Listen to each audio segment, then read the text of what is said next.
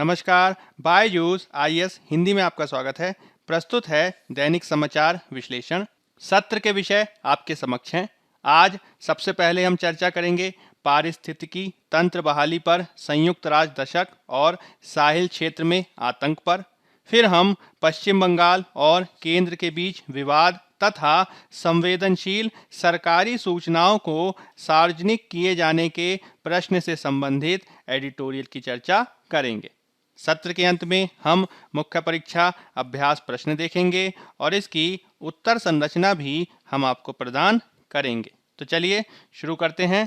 पहला एडिटोरियल आपके समक्ष है। यह पेज नंबर 7 से लिया गया है और इसका संबंध जीएस पेपर 3 में पर्यावरण और पारिस्थितिकी से है। यह केंद्रित है पारिस्थितिकी तंत्र की बहाली पर संयुक्त राष्ट्र के दशक से। सबसे पहले तो हमें यह समझना चाहिए कि पारिस्थितिकी यानी इकोसिस्टम क्या होता है। जब हम बात करते हैं पारिस्थितिकी तंत्र की, तो यह है किसी भी क्षेत्र विशेष में जीवित और निर्जीव से मिलकर बनने वाला एक ऐसा सिस्टम है जिसमें जीवित जीवों का समुदाय पर्यावरण के निर्जीव घटकों के साथ मिलकर एक प्रणाली या सिस्टम का निर्माण करते हैं। इसके तहत निर्जीव और जीवित समूह आपस में विविध प्रकार की जैविक और अजैविक पोषक चक्रों के साथ और ऊर्जा प्रवाह के माध्यम से एक दूसरे के साथ जुड़कर रहते हैं और आपस में मिलकर एक पारिस्थितिकी तंत्र का निर्माण करते हैं। यानी इसमें हम शामिल करेंगे सभी प्रकार के पौधों को, जंतुओं को और बैक्टीरिया आदि को, और निर्जीव कारकों में इसमें शामिल किया जाता है ऊर्जा के प्रमुख स्रोत के रूप में सूर्य को, और शैलों और मृदा आदि को भी शामिल किया जाता है। हम अपने दैनिक जीवन में इस प्रकार के कई उदाहरण देखते हैं, जिसमें स्थलीय प्रकार के पारितंत्रों में आप उदाहरण दे सकते हैं विविध प्रकार की घास भूमियों का, विविध प्रकार के वनों का और विविध प्रकार के मरुस्थलों का। वहीं दूसरी ओर अगर हम बात करें जलीय पारिस्थितिकी तंत्र की, तो यह समुद्री प्रकार का पारिस्थितिकी तंत्र हो सकता है अथवा यह झील पारिस्थितिकी तंत्र भी हो सकता है। पारिस्थितिकी तंत्र का निर्माण मानव के द्वारा भी किया जाता है, जिसमें हम एक एक्वेरियम का उदाहरण देख सकते हैं और साथ ही साथ हम इसमें फसल क्षेत्र का भी उदाहरण देख सकते हैं। समय समय पर इसमें आप कृषि पारिस्थितिकी तंत्र, जलीय पारिस्थितिकी तंत्र, प्रवाल भित्ति, रेगिस्तान, वन, मानव पारिस्थितिकी तंत्र, तटीय क्षेत्र, समुद्री पारिस्थितिकी तंत्र, प्रेयरी, वर्षावन, सवाना, स्टेपी, टैगा, टुंड्रा, शहरी पारिस्थितिकी तंत्र आदि का भी उदाहरण सुनते रहते हैं। यह जितने भी पारिस्थितिकी तंत्र हैं, इन सभी को अभी हाल में ही पुनः रीस्टोर यानी पुनः बहाल किए जाने का प्रश्न काफ़ी महत्वपूर्ण हो गया है, क्योंकि मानव जनित अनेक प्रकार की गतिविधियों, जिसमें हम निर्वनीकरण का उदाहरण देख सकते हैं, औद्योगिक कृषि गतिविधियों को देख सकते हैं, ज़्यादा पशु चराई को देख सकते हैं और विविध प्रकार की जैव विविधता के ह्रास को देख सकते हैं, जिसके चलते हम एक प्रकार के जलवायु परिवर्तन का सामना कर रहे हैं और इन सब का संयुक्त प्रभाव देखा जा रहा है पारिस्थितिकियों के क्षतिग्रस्त अथवा नष्ट होने के तहत। यही कारण है कि हम प्रयास कर रहे हैं कि पारिस्थितिकी तंत्र जो क्षतिग्रस्त हो चुका है, अवनयित हो चुका है, उसको हम फिर से बहाल कर सकें और इसके तहत जो मानव ने नकारात्मक कार्य किए हैं, उन्हीं को बदल कर हम पारिस्थितिकी तंत्र को बहाल करने का प्रयास करते हैं, जिसमें हम विविध प्रकार के अपरदनकारी तत्वों को रोकने का प्रयास करते हैं, हम मृदा को पुनर्बहाल करने का प्रयास करते हैं, हम पुनः वनीकरण का प्रयास करते हैं और इसके माध्यम से हमें प्राप्त हुए पारिस्थितिकी तंत्र को फिर से बहाल करते हैं, ताकि हम वैज्ञानिक कृत्यों और अभ्यासों के द्वारा सक्रिय मानव हस्तक्षेप और कार्यवाही से पर्यावरण में अवनयित, क्षतिग्रस्त या नष्ट हुए पारिस्थितिकी तंत्र और आवासों को फिर से नवीनीकृत और पुनर्स्थापित कर सके। पारिस्थितिकी तंत्र की बहाली का ये कार्य अभी हाल में ही 5 जून 2021 को तब चर्चा में आया जब संयुक्त राष्ट्र महासभा के द्वारा पारिस्थितिकी तंत्र की बहाली का दशक 5 जून 2021 को घोषित किया गया। इसके माध्यम से पृथ्वी की पारिस्थितिकी तंत्र को संरक्षित करने के लिए जलवायु शमन की दिशा में और अधिक कड़े प्रयासों की आवश्यकता पर बल दिया गया। यदि हम इसकी पृष्ठभूमि के बारे में बात करें तो मार्च 2018 में बोन चैलेंज बैठक के दौरान पारिस्थितिकी तंत्र पर दशक का प्रस्ताव सबसे पहले अल सल्वाडोर देश द्वारा रखा गया था। आगे इस पर चर्चा जारी रही, जिसमें अल सल्वाडोर द्वारा अपने प्रस्ताव में 2030 तक लगभग 350 मिलियन हेक्टेयर अवनयित पारिस्थितिकी तंत्र की बहाली का आह्वान किया गया। सितंबर 2018 में संयुक्त राष्ट्र महासभा के 73वें सत्र के दौरान 71 देशों ने इस प्रस्ताव का समर्थन किया और अंततः 1 मार्च 2019 को संयुक्त राष्ट्र महासभा ने आधिकारिक तौर पर 2021 से 30 के दशक को पारिस्थितिकी तंत्र की बहाली का संयुक्त राष्ट्र दशक घोषित करने का प्रस्ताव रखा, जो अब 5 जून से लागू हो गया है। पारिस्थितिकी तंत्र की बहाली के संयुक्त राष्ट्र के दशक के माध्यम से विश्व स्तर पर देशों का ये प्रयास है कि पारिस्थितिकी तंत्र के क्षरण की जो दिशा देखी जा रही है उसको हम तेजी से उलट पलट सकें, यानी तेजी से हम पीछे की ओर ले जाके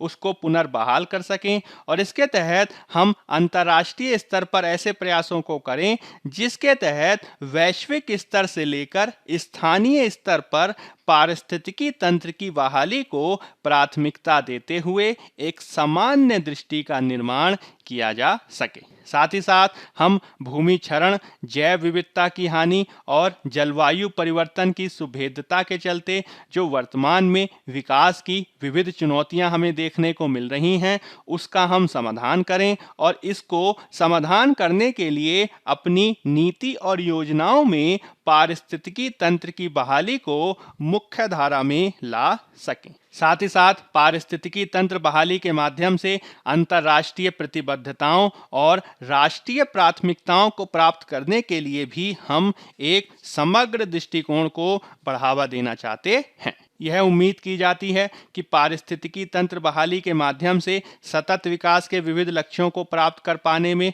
हमें सफलता प्राप्त होगी और साथ ही साथ इसके संदर्भ में जो राष्ट्रीय और अंतर्राष्ट्रीय प्रतिबद्धताएं हैं उनको भी पूरा करने की दिशा में देश प्रयास कर सकेंगे। इसके तहत हमें जिस प्रकार के वित्तीय संसाधन, जिस प्रकार के ज्ञान और क्षमता निर्माण की आवश्यकता है, इसके लिए भी हम सहयोग और संसाधनों को जुटाने के लिए प्रयास करेंगे और इसके माध्यम से हम ऐसे संसाधन कुशल उत्पादक प्रणालियों को आगे बढ़ा सकेंगे जो पारिस्थितिकी तंत्र बहाली में सहायक साबित होंगे। इसके लिए बेहद आवश्यक है कि हम संसाधन कुशल उत्पादक प्रणालियों को बढ़ाने के लिए, बाधाओं को दूर करने में मदद करने के लिए धन प्रदाताओं, सरकारों, नागरिक समाज और निजी क्षेत्र के बीच सहयोग को भी बढ़ावा दें और इसके संदर्भ में राष्ट्रीय और अंतर्राष्ट्रीय स्तर पर जागरूकता को बढ़ाएं। पारिस्थितिकी तंत्र की बहाली पर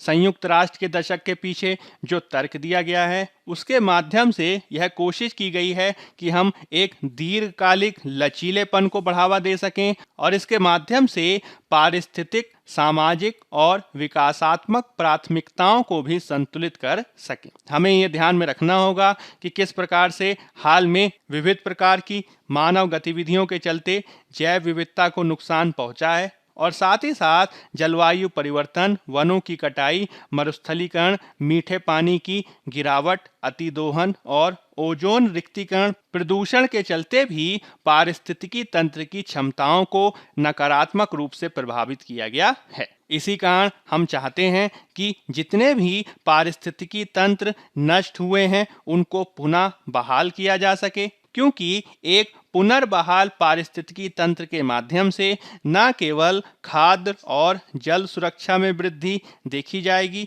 साथ ही साथ इसके माध्यम से हम जलवायु परिवर्तन शमन और अनुकूलन में भी वृद्धि कर पाने में सफल होंगे। साथ ही साथ यह अनुमान लगाए गए हैं कि पारिस्थितिकी तंत्र के निर्माण से प्राप्त अतिरिक्त लाभ औसतन प्रारंभिक निवेश की लागत से 10 गुना अधिक होंगे, जबकि निष्क्रियता की लागत पारिस्थितिकी तंत्र की बहाली लागत का कम से कम 3 गुना हो सकता है। यानी हमें अभी से प्रयास करने होंगे, तभी इसके संदर्भ में हम अधिक से अधिक लाभों को प्राप्त कर सकते हैं। भारत द्वारा भी इसके संदर्भ में प्रयास किए गए हैं, जिसमें सरकार के द्वारा 2019 में ही यह घोषणा की गई थी कि भारत 2030 तक अवनयित यानी डिग्रेडेड भूमि को रीस्टोर यानी बहाली करने का प्रयास करेगा और इसके माध्यम से भारत 21 से 26 मिलियन हेक्टेयर भूमि को रीस्टोर यानी बहाल करने के लिए प्रयासों को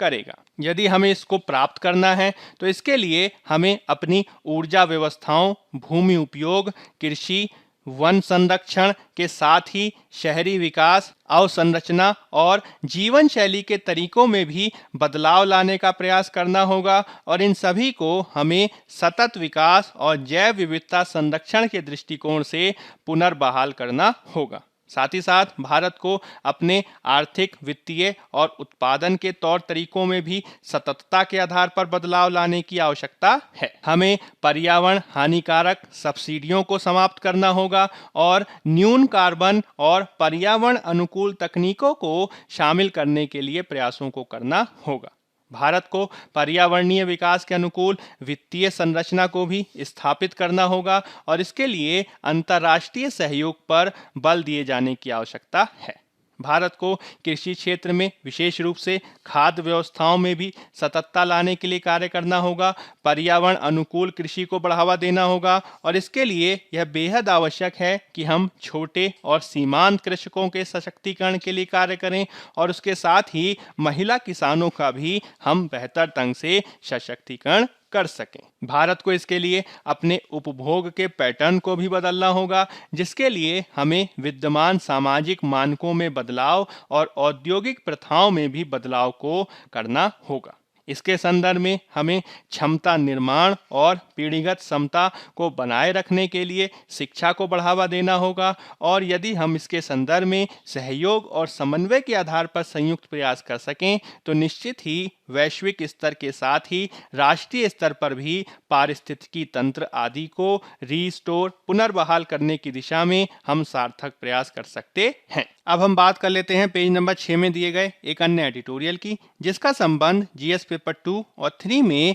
अंतर्राष्ट्रीय संबंध और आंतरिक सुरक्षा से है। यह केंद्रित है अफ्रीका के साहेल क्षेत्र में आतंकवादी गतिविधियों के जारी रहने से। सबसे पहले तो हमें यह जानना जरूरी है कि अफ्रीका का साहेल क्षेत्र क्या है। अफ्रीका का साहेल क्षेत्र पश्चिमी और उत्तर मध्य अफ्रीका का एक अर्ध शुष्क क्षेत्र है जो सेनेगल से लेकर पूर्व की ओर सूडान आदि तक फैला हुआ है। यह मुख्य रूप से उत्तर में शुष्क सहारा रेगिस्तान और दक्षिण में आर्द्र सवाना के बेल्ट के मध्य एक संक्रमणशील क्षेत्र बनाता है, जिसमें सेनेगल, मौरितानिया, माली, नाइजर, नाइजीरिया, बुर्किना फासो, चाड, सूडान आदि शामिल हैं और इसके अलावा इसमें कैमरून, मध्य अफ्रीकी गणराज्य के साथ दक्षिण सूडान, इरिट्रिया और इथोपिया के भाग भी शामिल हैं। हाल ही में यह तब चर्चा में आया जब बुर्किना फासो के सीमावर्ती क्षेत्रों में कम से कम 160 लोगों को मार दिए जाने की खबर आई और अधिकारियों का इसके संदर्भ में दावा है कि हत्याकांड की यह कार्यवाही Islamic State in the Greater Sahara संगठन के द्वारा की गई है। इसके पहले भी इस प्रकार की घटनाएं देखी गई हैं, जिसमें मुख्य रूप से बुर्किना फासो 2015 के बाद से ही आतंकवादी कार्रवाइयों के घेरे में है, जिससे वहां की स्थितियां लगातार बिगड़ रही हैं। इसमें भी मुख्य रूप से नाइजर, माली, बुर्किना फासो और नाइजीरिया के क्षेत्रों में हाल के वर्षों में अनेक प्रकार की आतंकवादी कार्रवाइयां देखी गई हैं। साहेल क्षेत्र में 4 महत्वपूर्ण आतंकवादी संगठनों की उपस्थिति देखी जा रही है। इसमें Islamic State in the Greater Sahara, Islamic State West Africa province, जमात नस्र अल इस्लाम वल मुसलमीन जो माली में अल-कायदा की क्षेत्रीय शाखा है, और बोको हराम सबसे ज़्यादा महत्वपूर्ण हैं।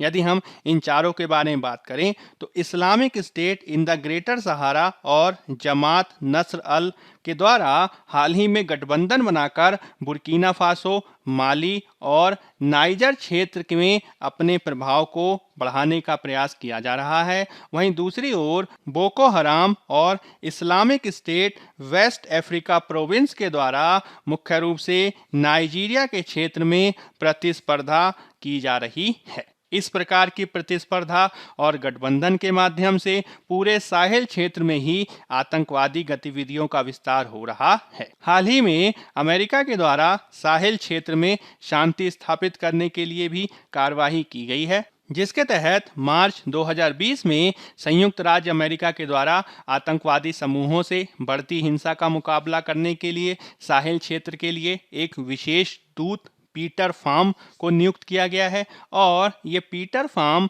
नवंबर 2018 से ही अफ्रीका के ग्रेट लेक्स क्षेत्र में यूएस के विशेष दूत रहे हैं।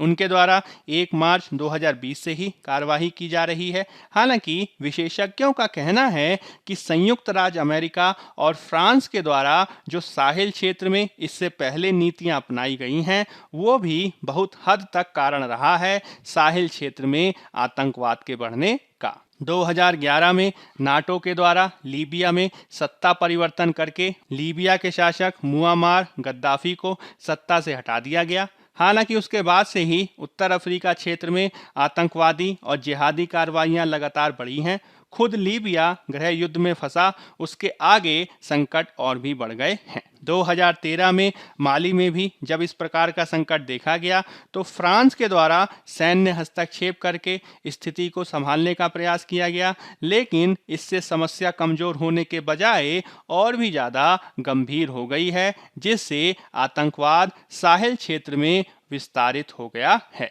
विशेषज्ञों का ये आकलन है कि वर्तमान में इराक और सीरिया क्षेत्र में जिस प्रकार से इस्लामिक स्टेट कमजोर हो रहा है, उसके तुलना में अफ्रीका में यह मजबूत होता दिखाई दे रहा है, क्योंकि इराक और सीरिया से इस्लामिक स्टेट के लड़ाके भागकर अफ्रीकी क्षेत्र में शरण ले रहे हैं, जिसमें साहेल क्षेत्र में आतंकवादी गतिविधियां बढ़ती देखी जा रही हैं। यदि हमें अफ्रीकी क्षेत्र में आतंकवादी घटनाओं का निवारण करना है तो पश्चिम एशिया और साहिल क्षेत्र दोनों में ही आतंकवादी कार्रवाइयों के निवारण के लिए संयुक्त रूप से प्रयासों को करना होगा। इसमें हमें संयुक्त राष्ट्र संघ की भूमिका को निर्णायक बनाते हुए उसके नेतृत्व में कार्य करना होगा और देशों को मिलकर ये कोशिश करनी होगी कि साहेल देशों में क्षमता निर्माण और लोकतांत्रिक संस्थाओं के निर्माण के लिए देशों के द्वारा संयुक्त प्रयास किया जा सके, ताकि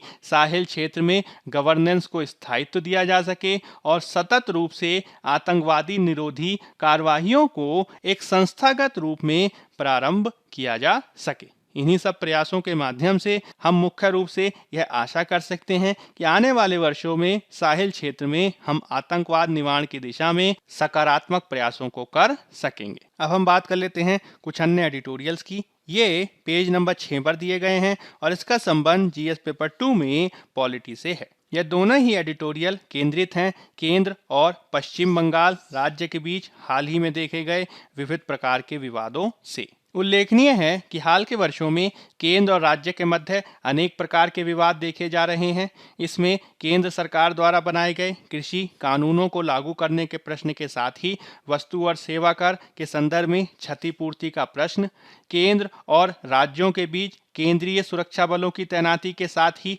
आईएएस अधिकारियों को राज्यों से डेप्यूटेशन पर केंद्र में स्थानांतरित करने का प्रश्न भी हाल में काफी महत्वपूर्ण रूप से विवादित रहा है और पश्चिम बंगाल के पूर्व मुख्य सचिव अल्पन बंदोपाध्याय के मामले में भी यह मुद्दा फिर से चर्चा में आ गया है। यदि हम इसकी पृष्ठभूमि के बारे में बात करें तो प्रधानमंत्री के द्वारा 28 मई को पश्चिम बंगाल में चक्रवात यास के संदर्भ में राहत के लिए एक रिव्यू मीटिंग को बुलाया गया था। उसमें अल्पन बंदोपाध्याय के द्वारा पूर्ण रूप से भाग लेने के स्थान पर पश्चिम बंगाल की मुख्यमंत्री ममता बनर्जी के साथ साइक्लोन प्रभावित जिलों का दौरा किया गया। इसी के चलते अल्पन बंदोपाध्याय को लेकर केंद्र और पश्चिम बंगाल के बीच विवाद देखा गया, जिसके चलते केंद्र के द्वारा अल्पन बंदोपाध्याय को आपदा प्रबंधन अधिनियम की धारा 51B के तहत कारण बताओ नोटिस दिया गया है और उन पर यह आरोप लगाए जा रहे हैं कि उनके द्वारा अपने कर्तव्यों का पालन करने में निष्ठा से कार्य नहीं किया गया है। इन सभी मामलों के चलते संघवाद का प्रश्न फिर से महत्वपूर्ण हो जाता है। जब हम बात करते हैं भारत के संघीय ढांचे की, तो हमें याद रखना होगा कि भारत में संविधान के अनुच्छेद 1 के अनुसार भारत राज्यों का एक संघ है। इसमें हमें यह भी ध्यान में रखना होगा कि भारत में केंद्र और राज्यों को संविधान से ही शक्ति प्राप्त होती है और शक्ति वितरण के मामले में किसी भी रूप में राज्य केंद्र के अधीन नहीं है। हाल ही में केंद्र और राज्य के मध्य जिस प्रकार से सहयोग के आधार पर, सहयोगात्मक संघवाद के आधार पर संबंधों का निर्माण करने की बात की जा रही है, वह भी काफी महत्वपूर्ण हो जाता है इस पूरे मामले के संदर्भ में। विशेष रूप से 2015 में नीति आयोग को बनाए जाने के बाद ही हम सहयोगात्मक संघवाद की बात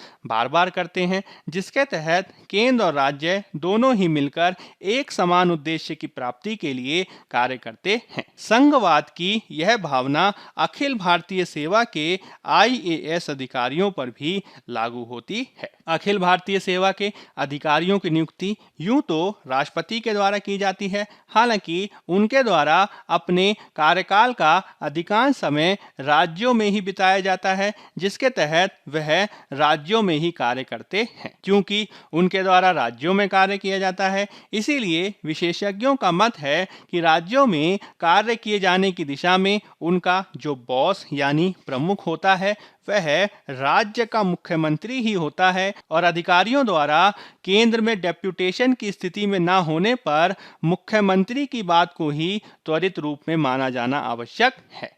यही कारण है कि केंद्र और राज्य के मध्य जो इस प्रकार का विवाद देखा जा रहा है, उसके संदर्भ में अल्पन बंदोपाध्याय के संदर्भ में भी हमें सहयोगात्मक संघवाद की बात को ही लागू किया जाना चाहिए और केंद्र और राज्य इस पूरे विवाद में सहयोगात्मक संघवाद की भावना के आधार पर आगे बढ़कर कार्य कर सकें। इसी के अनुरूप हमें ये आशा करनी होगी। अब हम बात कर लेते हैं पेज नंबर 7 में दिए गए एक अन्य एडिटोरियल की, जिसका संबंध GS पेपर 3 में आंतरिक सुरक्षा से है। यह केंद्रित है संवेदनशील सरकारी सूचनाओं को सार्वजनिक किए जाने के प्रश्न से। हाल ही में सरकार के द्वारा पिछले सप्ताह रिटायर्ड रक्षा और आसूचना अधिकारियों पर सूचना को सार्वजनिक किए जाने से प्रतिबंध लगा दिया गया और यह जो प्रतिबंध लगाया गया है वह रक्षा और आसूचना अधिकारियों पर जीवन पर्यंत लगाया गया है। यह भी जानना महत्वपूर्ण है कि भारत में ऑफिशियल सीक्रेसी एक्ट यानी आधिकारिक गोपनीयता अधिनियम के माध्यम से भी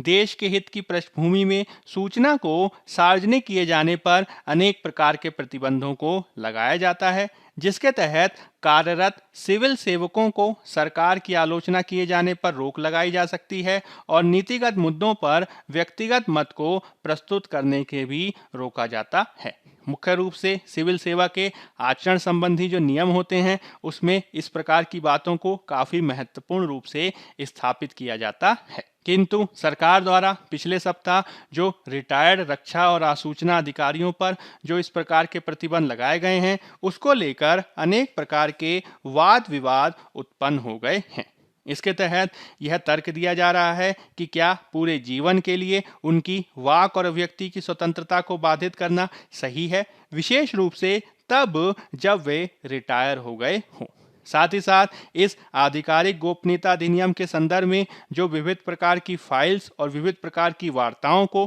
गुप्त रखा जाता है, क्लासिफाई सीक्रेट रखा जाता है, वह किस अवधि तक सीक्रेट रखी जानी चाहिए और इसका किस प्रकार से नागरिकों के जानने के अधिकार के साथ संतुलन बनाया जाना चाहिए। इस पूरे मामले के संदर्भ में विद्वानों का कहना है कि हमें सूचना को सार्वजनिक किए जाने के संदर्भ में एक समय सीमा का अनुपालन तो निश्चित ही करना चाहिए। जैसे कि सिविल सेवकों को रिटायर होने के 5 वर्ष अथवा 10 वर्ष के पश्चात विभिन्न नीतिगत मुद्दों के संदर्भ में यह स्वतंत्रता दी जानी चाहिए कि वह अपने मत को व्यक्त कर सकें और क्लासिफाई अथवा सीक्रेट रखी गई फाइल्स को भी समय रहते हुए डी क्लासिफाई करने के लिए कार्यवाही किए जाने की आवश्यकता है, जिसके तहत यह समय सीमा बांधी जा सकती है कि कितने वर्ष पश्चात क्लासिफाइड फाइल्स को डी क्लासिफाई किया जाएगा। इसके तहत हम 50 वर्ष तक की भी समय सीमा बांध सकते हैं। यह कहा जाता रहा है कि यदि हम इस प्रकार के नियमों को अपनाएंगे तो इसके माध्यम से अनेक प्रकार की महत्वपूर्ण रिपोर्टें सार्वजनिक हो सकती हैं और अनेक प्रकार के रहस्यों से भी पर्दा उठ सकता है। जैसे कि भारत चीन युद्ध 1962 पर हेंडरसन ब्रुक्स की रिपोर्ट, सुभाष चंद्र बोस पर जस्टिस मुखर्जी की रिपोर्ट आदि। हमें यह भी ध्यान में रखना होगा कि भारत जैसे लोकतांत्रिक समाजों में जनता को जानने का अधिकार है। हालांकि दूसरी ओर भारत की सुरक्षा संप्रभुता के लिए भी कुछ सूचनाओं को गुप्त रखने का भी प्रावधान किया जाना चाहिए, किंतु इस प्रकार के जानने के अधिकार और गुप्त रखने के प्रावधान के बीच एक संतुलन बनाए रखे जाने की आवश्यकता है। यह संतुलन तब बनाया जा सकता है जब हम ऐसी संवेदनशील घटनाओं को गुप्त रखें जिसका त्वरित सर्वाधिक रूप से प्रभाव हो सकता हो, या फिर हम ऐसी घटनाओं को भी गुप्त रख सकते हैं जिसका समकालिक प्रभाव हो, यानी उस घटना से संबंधित व्यक्ति अभी भी जीवित हों और सक्रिय हों। हमें इस पूरे घटनाक्रम के संदर्भ में किस प्रकार की सूचना को सार्वजनिक करना है, किस प्रकार की सूचना को गुप्त रखना है, इसके संदर्भ में एक स्पष्ट नीति को भी अपनाया जाना चाहिए और अधिकारियों द्वारा भी इसके संदर्भ में अपनाए जाने वाले विवेकाधीन अधिकारों को न्यून करने के लिए कार्य किए जाने की आवश्यकता है। अब हम बात कर लेते हैं मुख्य परीक्षा अभ्यास प्रश्न की। पहला प्रश्न है, पारिस्थितिकी तंत्र की रक्षा और पुनर्जीवित करने का एक दशक भारत को विभिन्न तरीकों से मदद करेगा। पारिस्थितिकी तंत्र बहाली पर संयुक्त राष्ट्र दशक की पृष्ठभूमि में चर्चा करें। 15 अंक 250 शब्द। दूसरा प्रश्न है, वैश्विक शक्तियों को अफ्रीका में आतंकवाद के बढ़ते खतरे से दूर नहीं रहना चाहिए। अफ्रीका के साहिल क्षेत्र में आतंकवादी गतिविधियों के जारी रहने की पृष्ठभूमि में व्याख्या करें।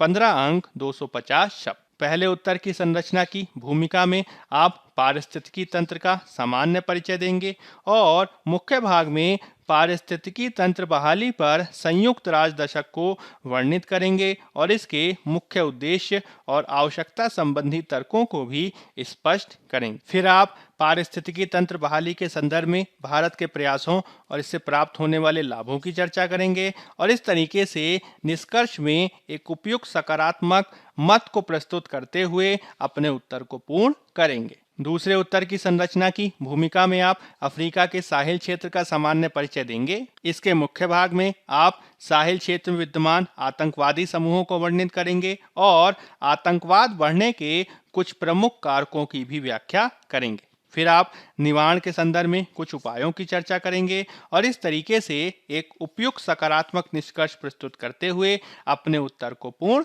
करेंगे। बायजूस IAS हिंदी के आज के अंक में फिलहाल इतना ही। धन्यवाद।